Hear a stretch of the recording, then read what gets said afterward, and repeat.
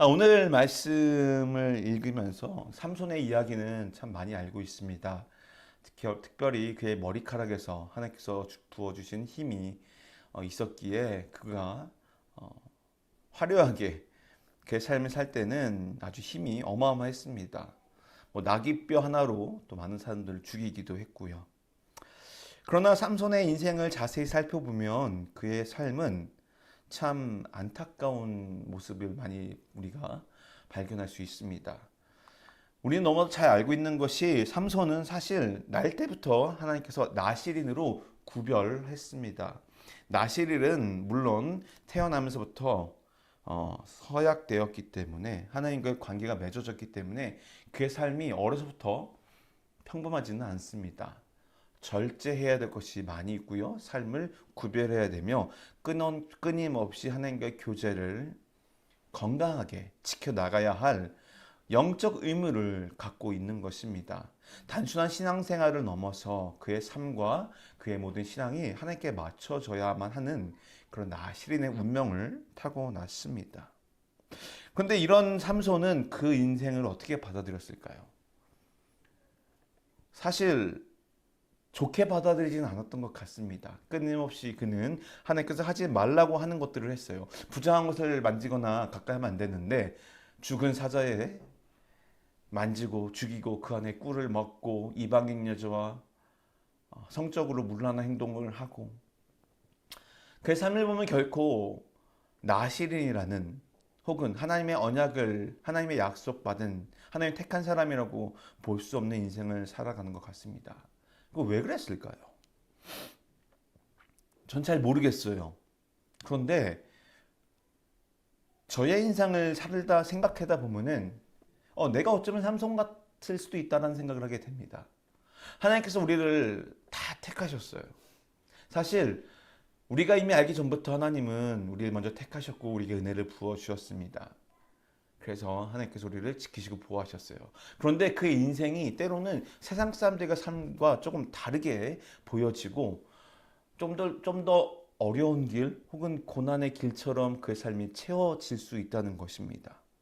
다시 말하면 누구에게나 살면서 실패와 암담한 시기가 찾아오는데요. 그럴 때 사람들은 얘기합니다. 긍정적인 마인드를 가지고 살아보세요.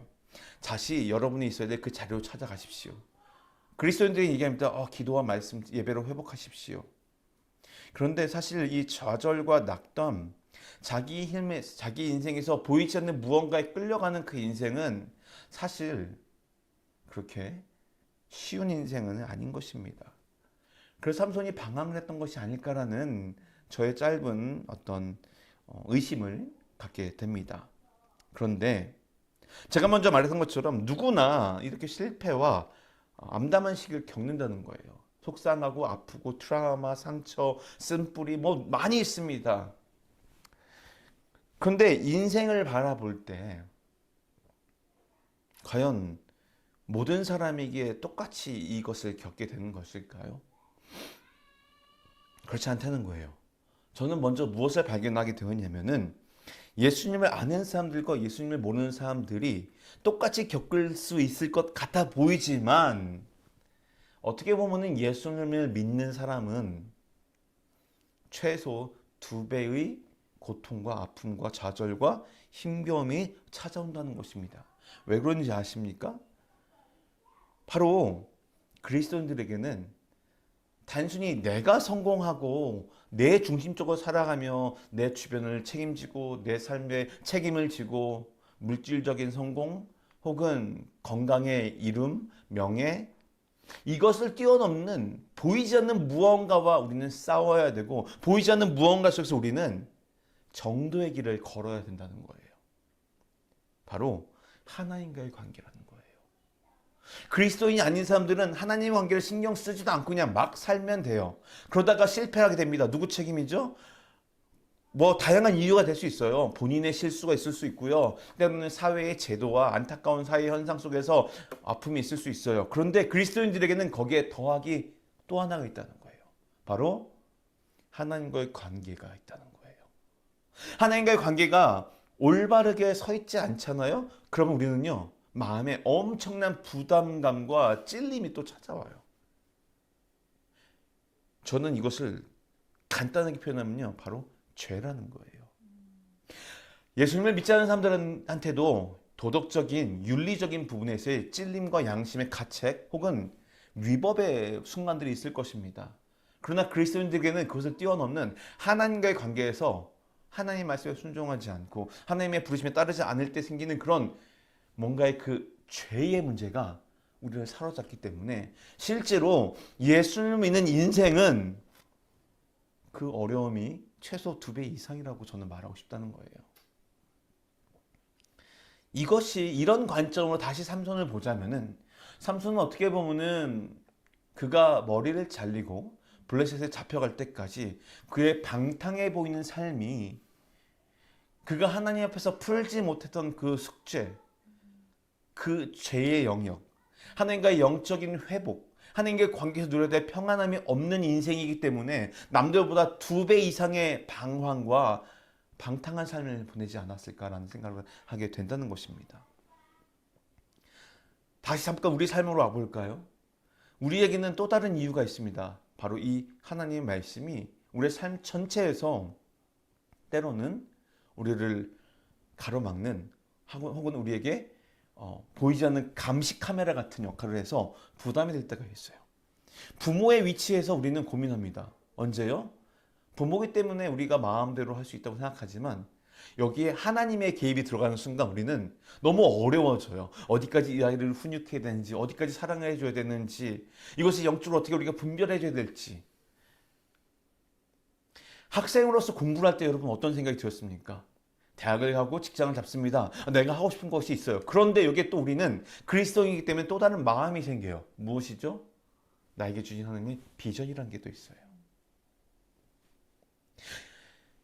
직장에서 직장 생활하면서도 마찬가지예요. 사람과의 관계 속에서 마찬가지예요. 심지어 내가 혼자 집에서 쉬는 그 순간에도 내가 무언가를 마음껏 보면서 즐기면서 내 여가를 보낼 수 있는데 우리 그리스도인들이라면 그 순간도 조금 부담돼요. 내 마음대로 시간을 쓰면 혹시 하나님께서 기뻐하지 않을까라는 이것이 우리 그리스도인들에게는 사실 늘 쫓아다니는 어려움이라는 거예요. 근데 이 삼손은 그 어려움을 아주 마지막 순간에서야 해결하게 됩니다. 즉 그의 인생의 대부분의 시간을 이것들을 극복하지 못하고 회복하지 못하고 그냥 살다가 마지막에 회복하게 되는데요. 바로 그것이 어디냐? 바로 오늘 말씀에 나오는 것이에요. 그가 오늘 본문에서 이렇게 고백을 합니다. 삼손이 여호와께 부르짖습니다. 주 여호와여, 부디 저를 기억해 주십시오. 하나님이여, 부디 이번 한 번만 제게 힘을 주십시오. 여러분, 이 삼손의 고백이 무엇을 말하는가? 주님, 제 마음대로 하지 않겠습니다. 주님의 뜻을 따르겠습니다. 그러니 제게 힘을 주십시오. 주님, 저를 기억해 주십시오. 제가 지금 여기 있습니다.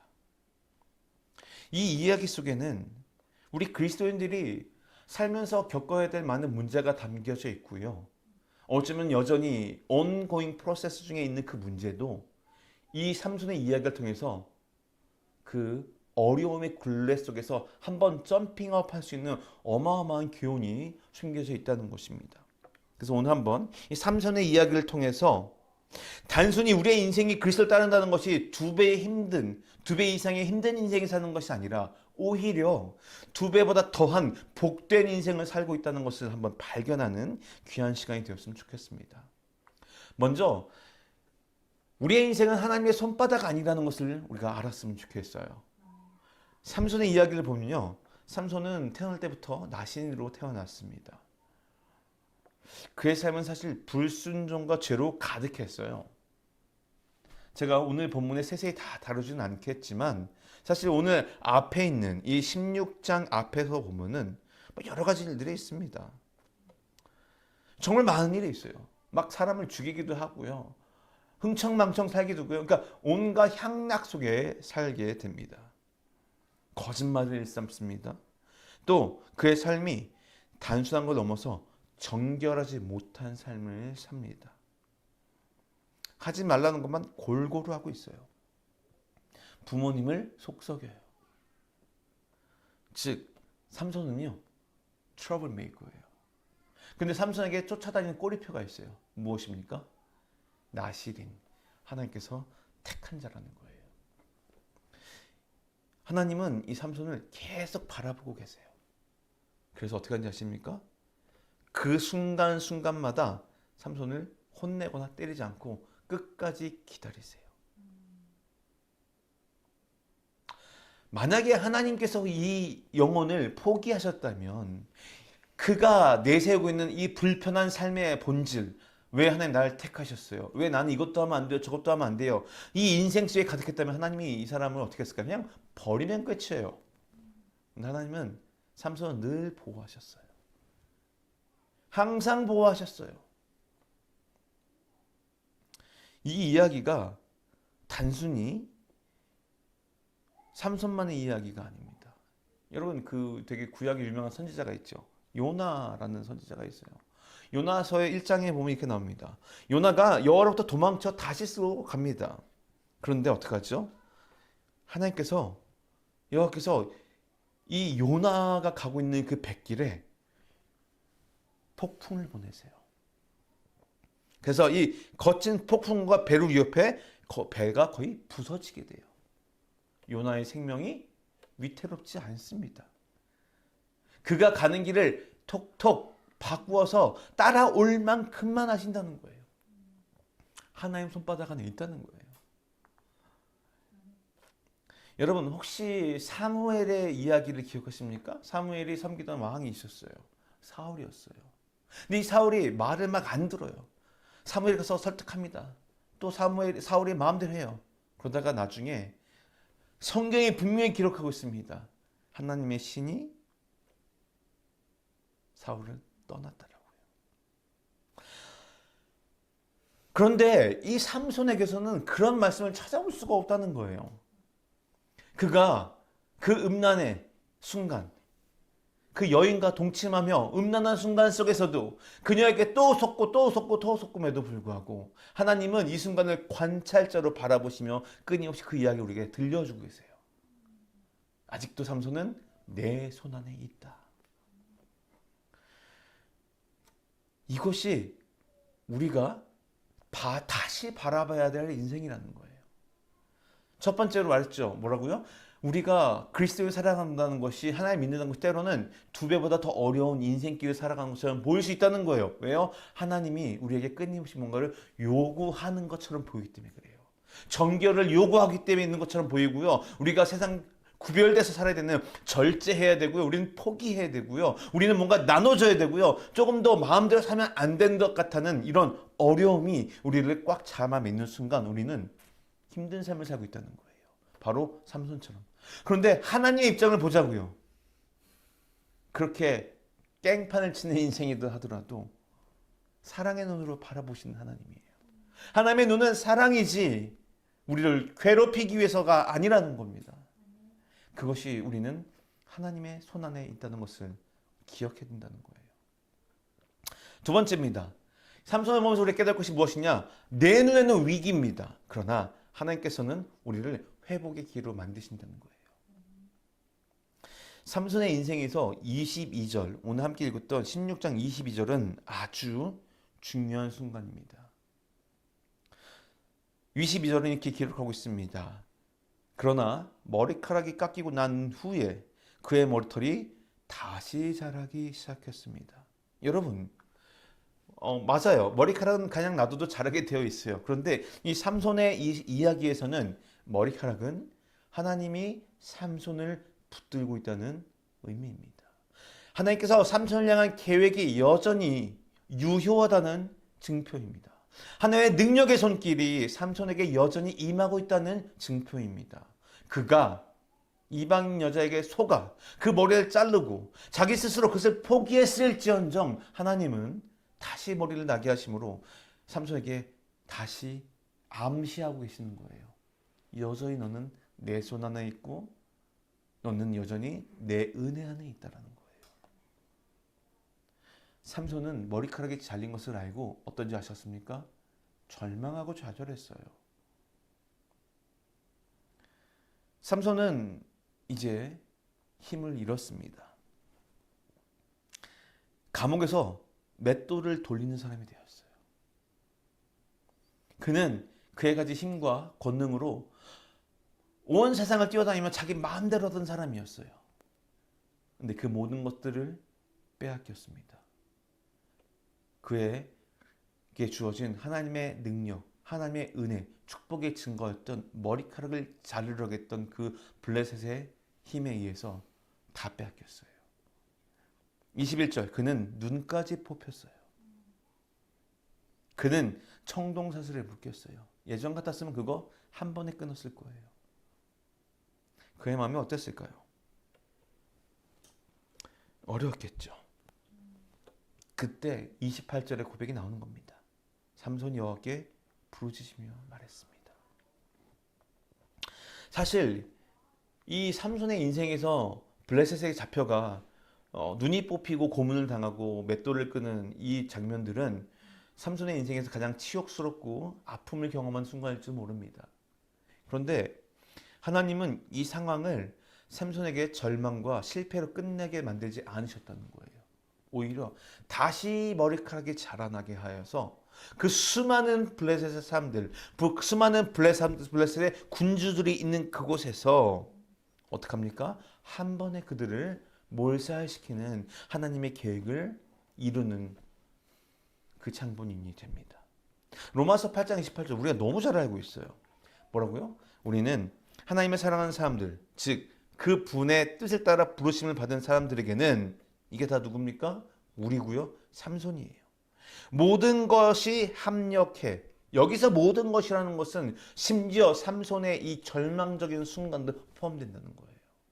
우리가 아픔과 아까 말했던 그 두 배의 고통스러운 모습들, 두 배와 더한 그리스도에서 살아가는 그 아픔과 힘겨운 모습들도 어쩌면은 선을 이루기 위한 도구라는 것을 우리는 기억해야 된다는 것입니다. 우리가 고난을 겪거나 절망 속에 처해 있을지라도 하나님께서는 그 모든 상황을 합력하여 선을 이룰 수 있는 계획으로 사용하신다는 것을 우리는 기억해야 돼요.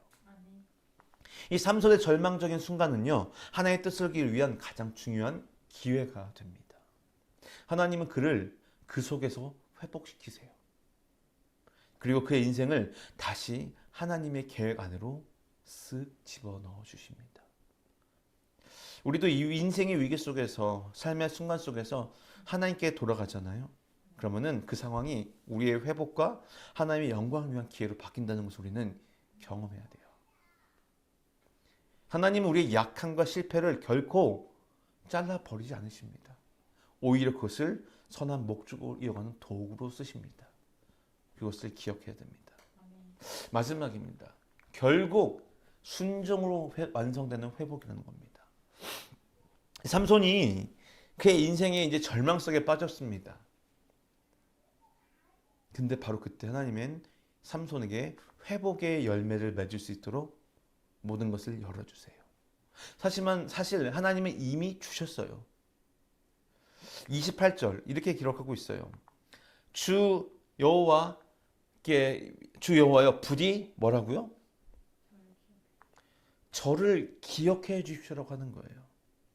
왜요? 내가 지금 절망 속에 있거든요. 지금 이 삼손의 기도는 너무 처절해요. 하나님, 제 상황을 아시지요. 제 상황을 아시지만 제가 지금 눈이 뽑히고 힘을 다 잃었지만 저를 기억해 주십시오라고 하는 거예요. 근데 여기서 우리 기억해야 될 것이 있어요. 이게 28절이거든요. 근데 22절에 나와 있어요. 이미 뭐라고요? 머리털이 다시 자라기 시작했다는 거예요.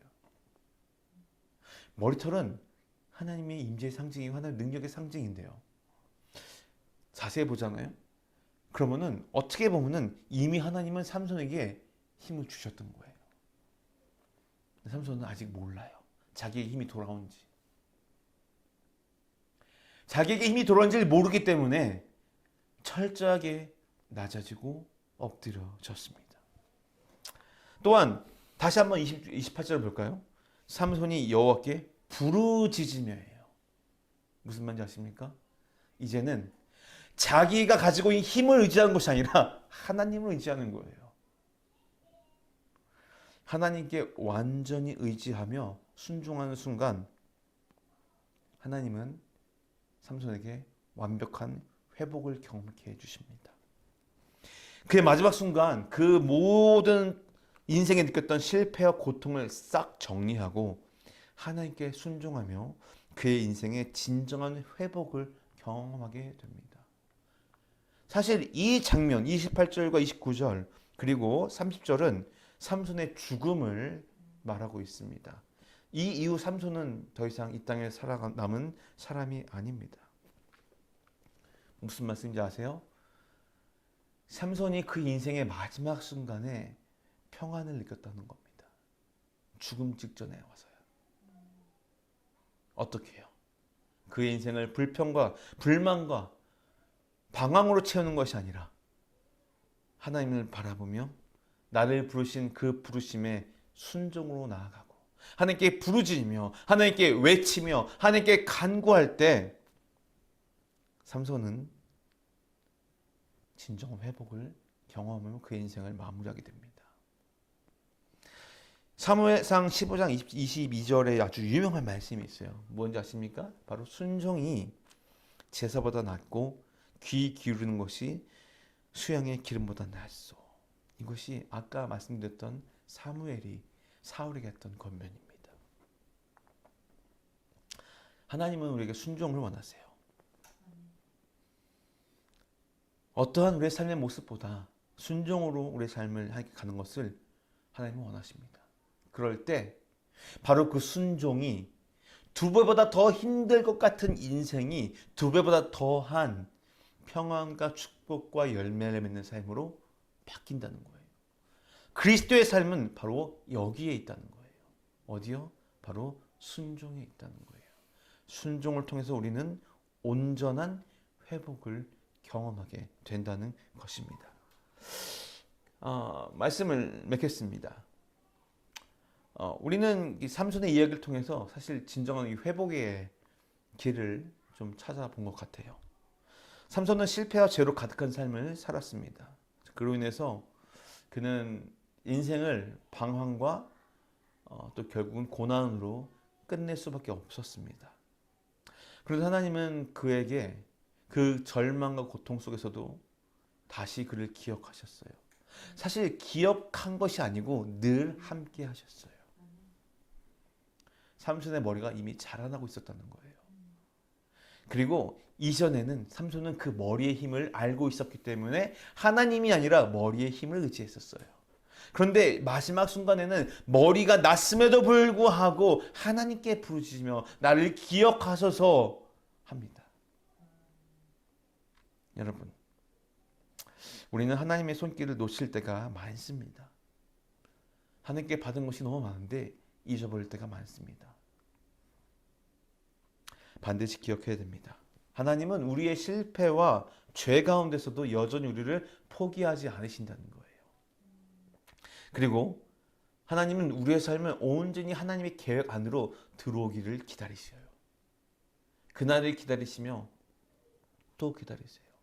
마치 잃어버린 한 마리 양을 찾아 헤매시는 예수 그리스도의 마음처럼 지금 이 순간도 바로 여러분과 나를 위해 주님은 기다리시면서 내게 와라. 나의 계획에 함께 가자. 이 러브콜을 보내고 계십니다. 오늘 함께 나눴던 수많은 말씀 중에 한 가지를 더 되새겨보며 말씀을 마치고자 합니다. 하나님을 사랑하는 자에게 하나님께서 부르신 자들에게 모든 일이 합력하여 선을 이루게 하신다는 그 약속을 기억하셨으면 좋겠습니다. 어떤 삶을 살더라도 지금 이 순간이 하나님께서 이루실 선을 위한 도구가 된다는 것을 기억하시며 하나님께서 역사하시고 회복하는 기회가 바로 오늘 나의 순종과 하나님 향한 부르짖음부터 시작한다는 것을 기억하시며 삼손의 이야기를 우리의 이야기처럼 한 번 더 생각해 보시고 삼손이었던 그 마지막 순간의 평안과 기쁨을 우리 인생에 빨리 경험하여 남은 인생의 것들로 가득 채워가시는 인생이 되기를 주님의 이름으로 축원드립니다.